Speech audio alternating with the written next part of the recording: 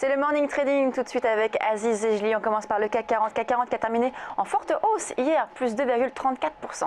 Oui, alors Lucie, ce matin, je vous parle du CAC 40 et plus précisément du CAC futur parce que je vous en avais parlé hier en début de séance.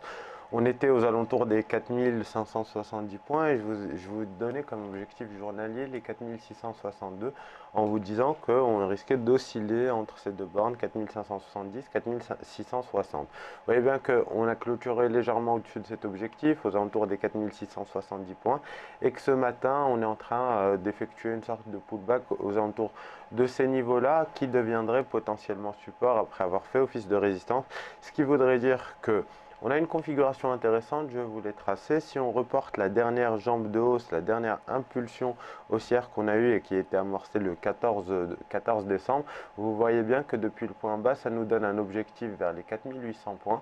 Et ce qui voudrait dire qu'il y aurait peut-être une probabilité de voir le CAC 40 faire son rallye de fin d'année. Alors bien sûr, on est en retard, bien sûr, les volumes sont faible et bien évidemment on pourrait s'arrêter avant vers les 4742 points. Je vous disais que éventuellement on n'avait pas plus de potentiel sur le CAC 40, mais cette lecture là nous permet d'avoir un objectif aux alentours des 4800 points. Alors il faudra y aller par étapes. Je recommande plutôt d'ouvrir des positions acheteuses à l'approche des 4662 points.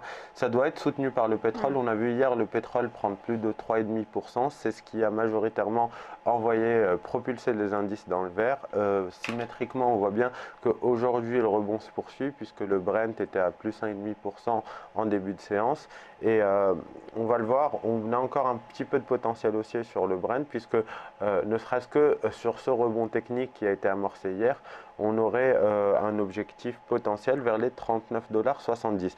Souvenez-vous du Brent, Lucie, lundi dernier, je vous disais qu'on avait peut-être effectué un point bas pour le moment, qu'on avait une temporisation qui allait se mettre en place puisque le secteur parapétrolier et pétrolier était arrivé sur des supports. On a vu des rebonds assez impressionnants hier sur toutes les valeurs parapétrolières avec un Vallourec qui prenait 11% sur Arcelor notamment. Exactement, alors Arcelor, Vallourec qui prenait 9, on a marqué le point bas et justement ce rebond pourrait permettre aux indices de respirer un petit peu et d'aller chercher éventuellement, alors sur le CAC futur ça peut être les 4742 voire 4800 points d'ici la fin de l'année, et ce qui voudrait dire que ce rallye de fin d'année aura bien lieu, mais discrètement.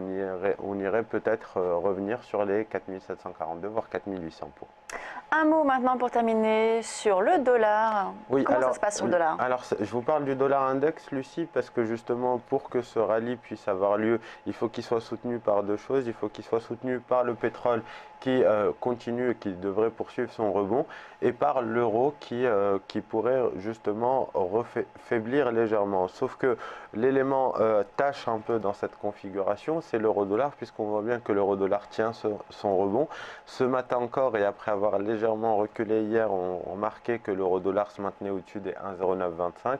Et vous voyez bien que quand on regarde le graphique du dollar index, on remarque que la configuration peut être légèrement baissière. Alors bien sûr, rien d'inquiétant là encore. Ça voudrait juste dire qu'on reviendrait sur les 38% de retracement de tout ce mouvement haussier aux alentours des 97,22.